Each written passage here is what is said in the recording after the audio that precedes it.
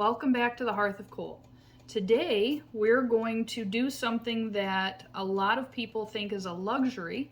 Everybody enjoys it, but it's actually super easy to do. So we all know that homemade bread is the best bread, right? I mean, if you don't, news is out. Homemade bread is the best. One, you're putting your time and effort into it, and that always makes things taste just a little bit better.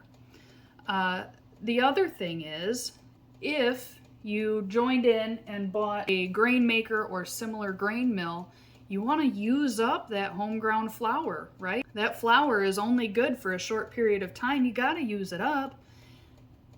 Homemade bread is the best way to do that.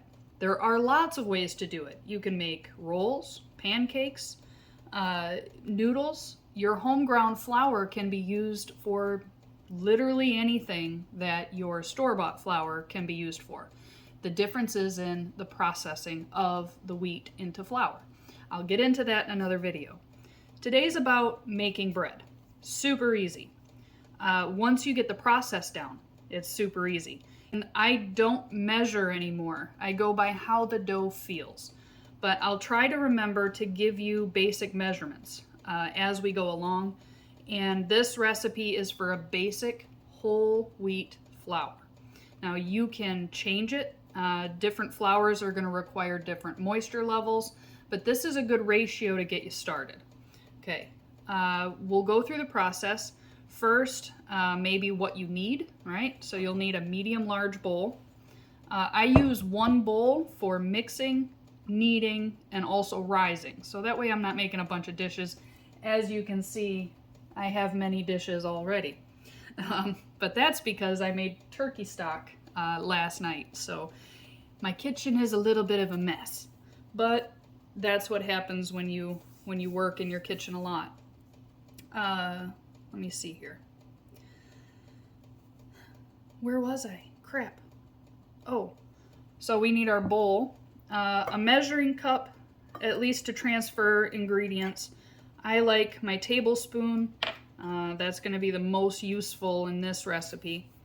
This is a Danish dough whisk. Okay, this thing is stout, and I really like it for mixing dough. I actually forgot I had this because I had purchased a Banneton basket set, and it came with it. I almost bought one of these on Amazon specially. Then I remembered I already had one, which is a good problem to have. So Danish dough whisk, you can use a wooden spoon, fork, whatever you have on hand that will stir a stiff dough. After I add some of the dry ingredients and it starts to become more stiff, then I usually switch to my hands, clean hands as always. You're going to need a yeast. I like my gosh, it went right out of my head. I like to use a quick yeast or active yeast. You could use fresh yeast, but I don't, so I don't have a ratio for that. Honey. I like honey as a sweetener. Of course, you can use sugar, maple syrup. What's that other one? Starts with an A. Agave syrup, rice syrup. It's really up to you, but some sort of sweetener. That's going to feed your yeast, but it's also going to make your final product tasty. Honey tends to add a little bit of moisture. Any of the syrups will add a little moisture, so you want to account for that with your dry goods. Olive oil, of course, to keep everything moving along. Just like the sweetener, you can use lard, butter, olive oil. They're going to give you different textures in the crumb of your final constructed bread. But I use olive oil. I use it for almost everything because I like how it tastes. It gives me a smooth, silky finish to my crumb most of the time. But play around with it. See what happens. And then we've got salt. This is Redmond Real Salt, not an affiliate. It's the one that I have. And I also have the flour, which is the star of the show, right? So that's home ground flour. That's a hard red wheat. I promised last time I made a video that I would go into a little more deep dive on the wheat, and that is coming up. That'll be probably next week's video. So let's get into it. All right, so the first thing is you want to wake your yeast up, right? Even if it's active yeast, technically you don't have to proof it, wake it up. But I like to do it just to make sure that everything's copacetic with my yeast. So I'll get 1 cup of warm water. You can use water and milk. That gives you a really cakey texture to your dough. I just use water for my everyday bread.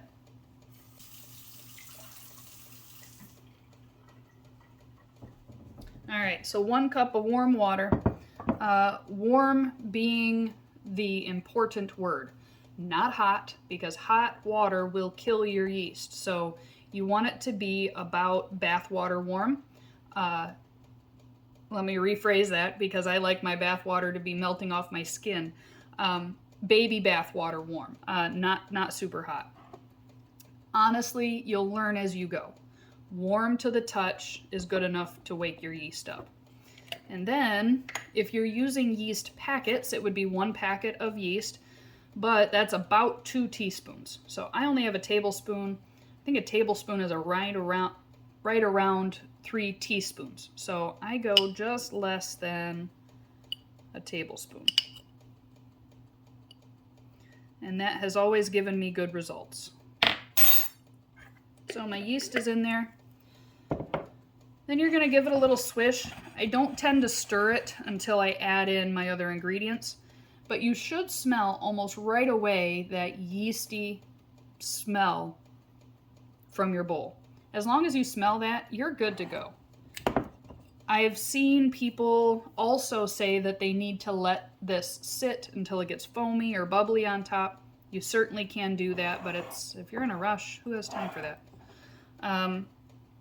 Your final product really won't suffer for it.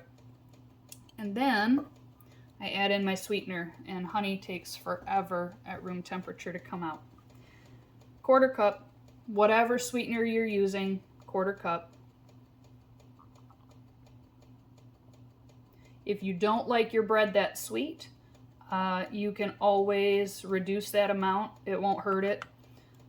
Like I said in the beginning, your honey or your sweetener is simply there to give it a little bit of a sweetness to the bread, but also to feed your yeast, right? How do you make your bread rise? Well, you feed bee spit to the little yeasty boys, and then they fart your bread into elevation. So, I don't know, just a fun way to look at it. If you can't have fun, well, that sucks. Usually do my sweetener first because while the water's still warm, it'll help dissolve it. And give it a little bit of a gentle swish.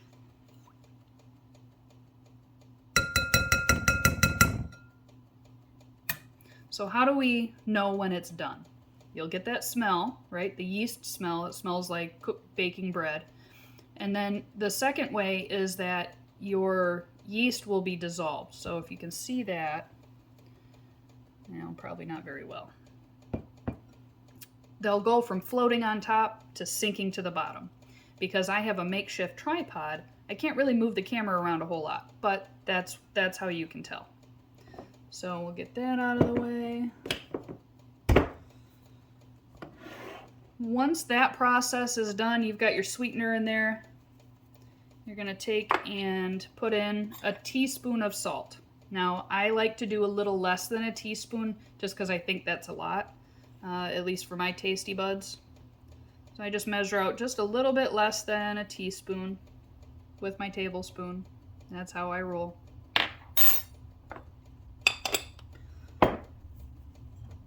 And then I add in a tablespoon of my fat, whatever that is. In this case, it's olive oil.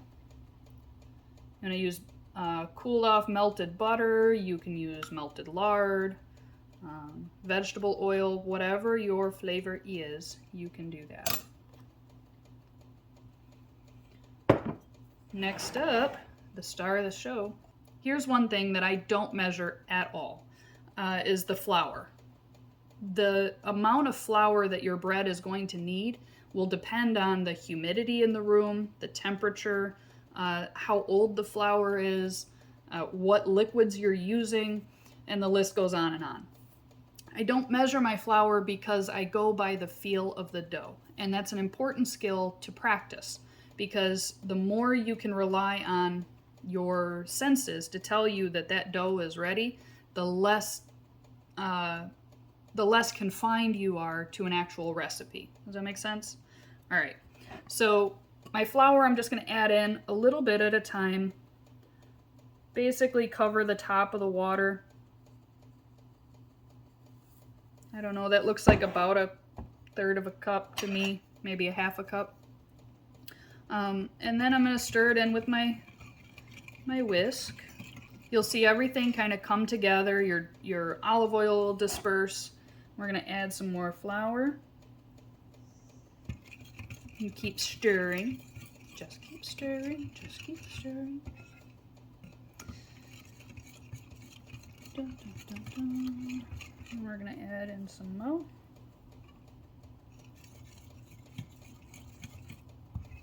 And you basically want to keep adding flour, stirring, adding flour and stirring until you get kind of a thick dough.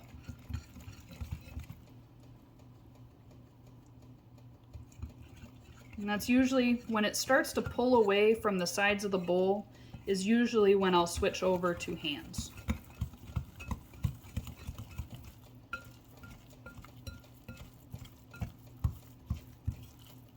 And it looks like oatmeal right now. Almost.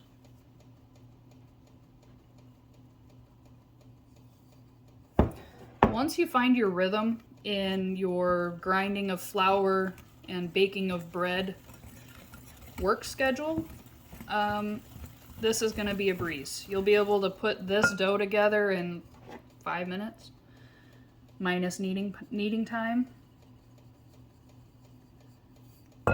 And then I'll show you how to knead your bread, not for any length of time, but until it's ready. Again, using your senses to feel when it's done so you don't have to rely on a recipe.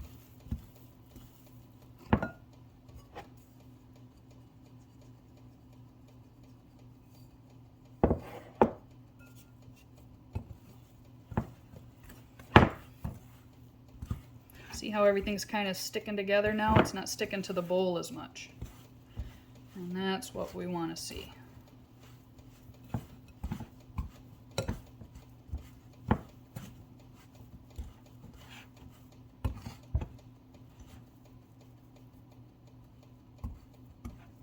Alright.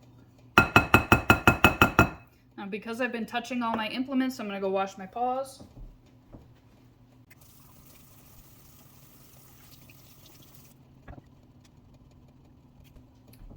All right, so we add a little bit more flour on the top. And then you'll be able to feel how sticky the dough is. Today it is cold, so my kitchen is a cold kitchen today. It doesn't feel particularly damp, but I don't know what the humidity level is. In general, a cold kitchen will take longer to make your bread than a warm kitchen. And a wet kitchen will generally take less time than a dry kitchen. At least that's what I've found in my neck of the woods here in Michigan. So everything is mixed together. You can see I can pick it up out of the bowl. It doesn't fall apart. It's a chunk of dough, right? So your gluten is not developed yet. And if you were to rise it and bake it in this state without kneading it, and without giving it a very long rise time, then it would be very dense, chewy bread. If that's what you're looking for, go for it. If it's not, and you have the time, you can knead this dough until the window pane test, and I'll explain that when we get there. For now, I'm going to add a little bit of flour, and you'll feel as you're squeezing this lump of dough that stickiness will appear in different parts of the bread. If it sticks to your hand, just take a pinch of flour, put it on there, and continue kneading. Once it no longer sticks to your hand, every time you press down on it, then it doesn't need any more flour. And you can just knead it to within an inch of its life. This is a really, really good way to get your upper body workout in. So we're multitasking. Upper body workout in, and you can release a little bit of stress. So you can just push it all right into the dough. Now, I use my bowl. I don't like, a lot of times, now there are exceptions, but a lot of times I will just knead it right in the bowl because one, it contains the mess, and two, I don't have to worry about cleaning my counter 19 times during this process. So I just do it in the bowl generally. What I'm doing is I am grabbing the dough to the side of the bowl, pushing down with the heel of my hand, and then pushing it across the bottom to the other side. Then I rotate my bowl, pull it up to that side, push with the heel of my hand all the way down, right? And then you can just keep doing that.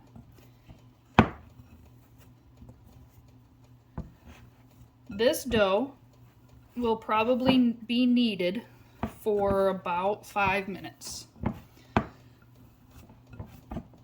But you want to knead it until you can pass the window pane test with your dough. It won't pass right now, but I'll show you what it is. The window pane test is to pull a section of dough, about the size of a, I don't know, whatever that's the size of, and then you'll take it and try to spread it. So you're going to spread it apart, and you're going to see this is going to tear really easily. Now, it actually has a little bit more elasticity than I expected, but normally what will happen is it will tear right in the middle, just like that. When this dough is done, and I'll show you in a few minutes, but when this dough is done, it will not tear. You should be able to stretch it until you can see light through it. It won't be like a window, but it will be thin. Like, think of tracing paper. Once it gets to about that opacity, you should be good. Now you can do more or less kneading depending on how much time you have, how dry your dough is, how soft you want your loaf of bread to be. That is entirely up to you, the baker.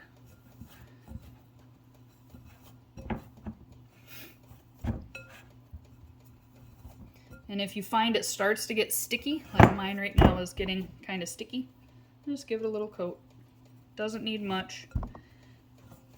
I would rather it be a little sticky than too dry, because if you add too much flour and it's super dry, it's going to take forever to knead it into the texture that you want. So we're just rubbing all that gluten together to get it to do its gluten-y thing. Now, if you have a stand mixer that is capable of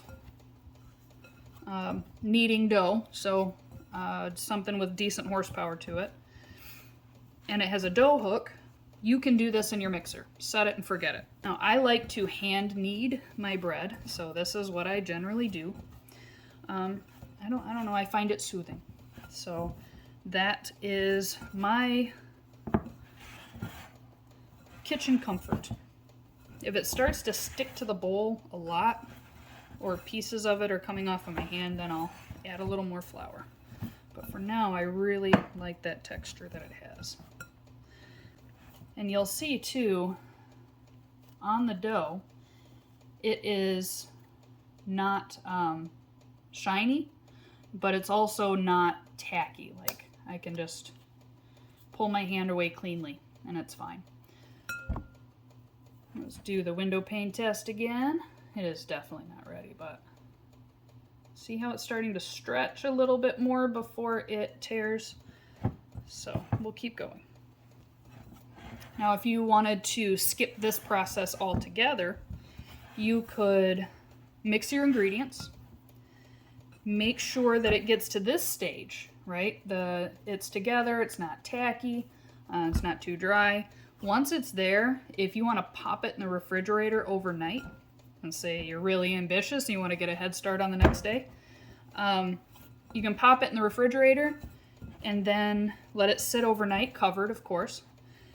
And then in the morning, take it out of the refrigerator, let it warm up, let it do its rise, and then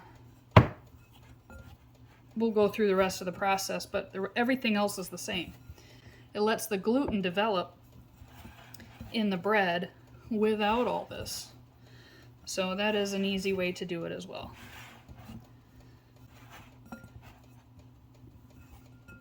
Then your dough will go through some different phases of pressure that it takes to roll it out.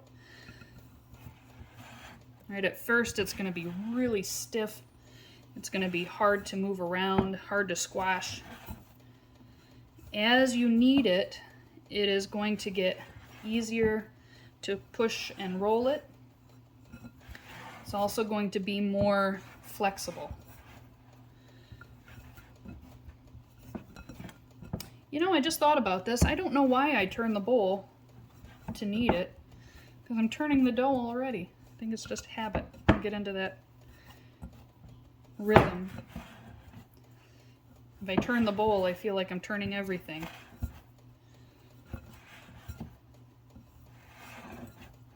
I don't know. That's my own personal weirdness. I don't know. Do you guys do that? Weird things like that where it doesn't make sense, but it doesn't feel right unless you do it?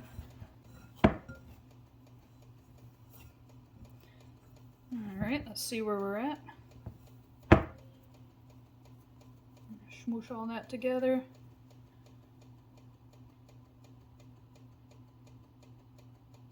It's getting much more stretchy before it tears.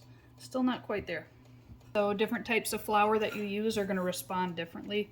I think I already said that, but in case I didn't, I'll repeat it.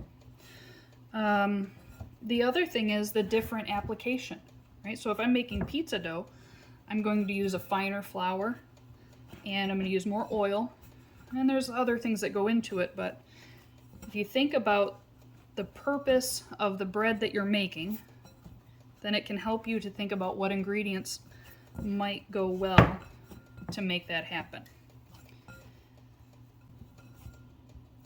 Almost. Pull it.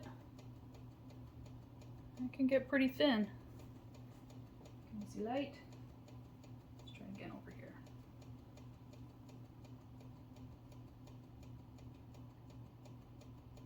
Yeah, almost. So this is one of those little luxuries. You know, it's interesting how an everyday staple, right? Mamas did this in kitchens forever, since bread making was a thing. Every day, or every other day, or whatever worked for their family, they made bread because they had to. There wasn't store-bought bread for quite a long time. At least not as we know it now. And they would make their bread. It wasn't a luxury. It was just something they had to do, right? To feed their family. But we've been conditioned in our society, I'll get on my soapbox for a minute, in our society, in our day and age, that homemade things are a luxury and only experts should do it. Well, that's false. Blatantly false. And it's abhorrent if you think about it, because they've got us thinking that, us the collective, they've got us thinking that in order to do anything right, you have to pay an expert to do it, you have to have an expert to do it, or you have to have been doing it for a long time for it to have any validity. And that's just bullshit. So, I am happy to see a lot of people waking up, you know, and seeing that it isn't necessary to have an expert teach you how to do everything. Although it is handy to have a mentor. You don't need to turn to the expert's products, right? The commercial products, the big food products, in order to have these things that they're calling luxuries. You know? And even I did at the beginning of the video, right? I called it a luxury. It's not a luxury, but it is really good. All right, I'll get off my soapbox. Anyway, sorry. So we're gonna stretch it. See how nicely that stretches? It goes quite a long way before it tore. So let's see. I can see light through it. Yeah, pretty close. Yeah, all right, so back on my soapbox.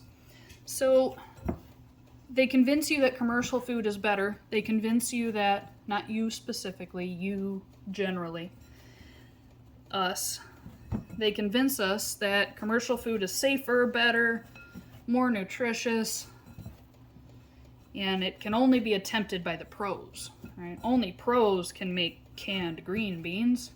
Everything else is trash. This is what they are basically marketing on. Next best thing to homemade is their favorite tagline. But then they say that homemade isn't safe or that homemade is inferior. So it's a lot of mixed messaging out there. But do-it-yourself revolution, right?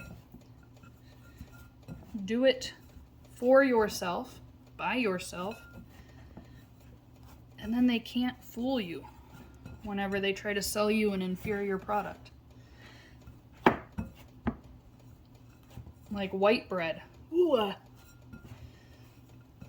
It's amazing whenever you have homemade bread or even just a hearty commercially made bread, and then you try to eat a piece of whatever the name brand white bread is. It's like chewing on paste. It doesn't have any texture, no flavor, no substance to it at all. It's a filler, and it's just gross. I've been spoiled by luxury bread. Is making bread easy? Yeah, just takes a little bit of time. Is it satisfying? Oh yeah. Is it worth it? I haven't bought a loaf of bread in a while. At least not since I started grinding and processing my own. I think when we first moved in, because we didn't have anything unpacked, I think that's when I bought a loaf of bread or two. But once I got my stuff up and running,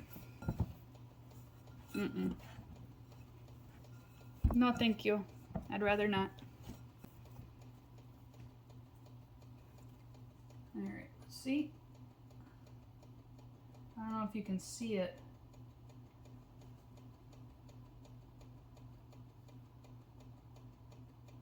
How much that stretches, isn't it pretty? So it tears, but it doesn't tear cleanly apart. So did you see the difference, how it kind of pulled into these little strands? That's gonna be good. So that is our bread dough. Now what's kind of nice is if you don't do the window pane contest? If you don't do the window pane test, that's okay too. You'll be able to feel the difference. Like it just is squishy and stretchy, and it can be kind of fun, right? I'm easily entertained, so whatever. So that is that. Now, I'm going to take my olive oil and I'm going to drizzle some. I don't know, that was like a 1.5 second drizzle for measuring. And you're going to just spin the ball of dough around. Make sure all the surfaces of the dough are coated with oil. What that's going to do is it's going to keep the crust of the bread or the crust of the dough from drying out while it rises. Put it right back in that bowl. I'm going to rinse my hands and then we'll cover this with plastic, or you can use a towel. Really, it's up to you. I'm going to use plastic because it's a little cool in here today. All right, plastic wrap.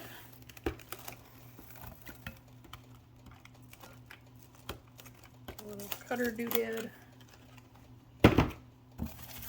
Just set it on there. Now, you can double this recipe, triple it, quadruple it, whatever. You can make your whole week's bread dough, right? Get to this stage, take out whatever you're using for the day, put the rest in the fridge, right? I haven't tried freezing it yet, so I don't know how well it freezes. I would imagine it freezes just fine. It's just really simple. I don't really know how long that took me, but usually I can make a loaf like this, get it to its first rise in about an hour, or through its first rise in about an hour. Really doesn't take long. So this is the first stage. We're going to set it aside and let it rise at room temperature, anywhere from 45 minutes to an hour. Basically, you want this to double in size, but I'll show you a trick. And we'll do it a little bit right now so we can compare. Come here. All right. So if you can see it, take 2 fingers, push them into the dough. See how the indents stay? They don't spring back at all. That dough is not risen. So that means it is not at its completed rise. Then you'll test it a little while later, usually at the end of the first rise. Same 2 fingers, gently press the top. You should see those indents spring back most of the way, but not all the way, and then you'll know that it's ready. All right, so here we are with the first rise. If you can see, that has significantly grown. It was about 2 hours rise time, but like I said, my kitchen is cold, and also just it feels today. So that's the dough. Now remember, I said use 2 fingers, press in on the top of the dough. Now it's sprung back a little bit, not as much as it normally would, but it did spring back a little. The indents are still there, but they did spring back. So I'm going to call that good for a first rise. You can really let it go for quite a while, depending on your conditions. If you over rise it, so if you let it sit for too long, then you can just punch it all back down, give it another go, see what your bake does. When I say punch down, of course you saw it was full of air. So normally if it was a big fluffy chunk of dough, then I would go like this and just punch it down so it deflates. Now's the fun part, or at least one thing that I do that I think is fun. I'm going to wipe down my countertop real quick.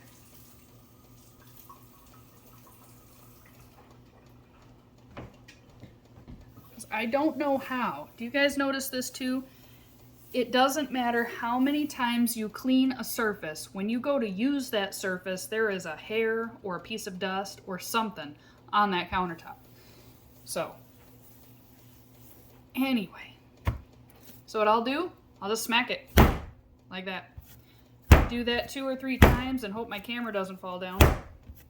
All right, and that knocks those air bubbles flat. So then the yeast have to fart a whole lot more in order to inflate it again.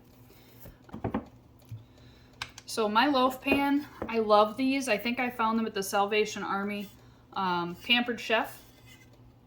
If you can find a stoneware loaf pan, awesome. You can use metal. The metal ones are great too. The thing with them is they will brown the crust a lot faster than a stoneware or glass dish. Whatever dish you're using, make sure you give it a little layer of lubrication, whatever your particular flavor of that is. You don't have to flour your loaf pan, so if you've gotten in the habit of doing that, not necessary. And I like my stoneware for 2 reasons. It gives an even heat through the whole thing. I have a lot of 2 reason things, don't I? It gives even heat all the way through, a lot like cast iron does, but also it develops a finish on the inside after you use it a lot for the same thing. It kind of builds up a non-stick coating, a lot like the cast iron will. Now, that was a very, very small amount of olive oil, and it's coated the inside of this whole thing. So that's what we want. Now, why I made it into this shape. Do y'all remember Julia Child? I don't know. If you're my age or older, you likely remember Julia Child. And so when I watched her videos, or her program when I was younger, I remember when she would make bread, she would roll it. I don't know why I remembered that of all the things in my childhood, but I remembered that. So I started doing that with my loaves of bread, and oh my goodness, it just gives it such a nice spring to the finished loaf. So you'll see, you do it for yourself, you'll see. I do it from the short end. So I make a rectangle, just kind of press it out. If there's any big air bubbles, you want to press those down. You don't want to stick your finger and pop them because it makes a hole in the dough. So you just stretch it out. Okay? And then you're going to roll it. Kind of like you would do a jelly roll for a pumpkin roll dessert or whatever. And then now you've got a seam. So whenever you read recipes of seam side down, that's your seam. And then I just kind of give it a little tuck on the end. See that nice little spiral? You won't see that when it's done baking, but whatever, we know it's there. So then you're going to plop them into the, hey, stay in the middle. You're going to plop them into your loaf pan. Reduce, reuse, recycle your plastic wrap. Put that over the top. And you're going to let that hang out for about an hour. Usually the second rise doesn't take quite as long as the first rise does. At least that's what I've found. So I'll set that aside and let it rise, and I'll show you what that looks like whenever it's done. Okay, and this is the loaf of bread after its second rise. So we're going to do the same test, right? 2 fingers, gently press, and it did spring back. But you can see the indent is a lot smaller. It fills the loaf pan. It's got a nice little crown over top. So now it's ready to bake. Whenever you bake bread, you want to do it at a high enough temperature that it gets nice and brown, but also low enough so it doesn't burn. I like anywhere from 350 for like banana nut bread, zucchini bread, dense cakey breads, all the way up to 425 for a fast bread. This one I'm going to bake at 400 degrees for about 20 minutes. That's what my oven generally will put out. At 400 degrees, I can do a loaf of bread this size in about 20 minutes. When you're ready to test it, if you're not quite sure, you can stab a wooden skewer or toothpick into the center of the bread. If it comes out with dough attached, obviously it's not done. If it comes out and the toothpick comes out and it's dry, then you're good to go. The other method is to bake it for the amount of time that you think you need for it to be done. Take it out of the oven and carefully turn it over, and then you can thump the bottom of the loaf. You'll be able to hear it almost like a hollow pumpkin. And now we're gonna bake it. So 400 degrees Fahrenheit, 400 degrees Celsius would be amazing if you could do that, and terrifying. Okay, 400 degree oven for 20 minutes.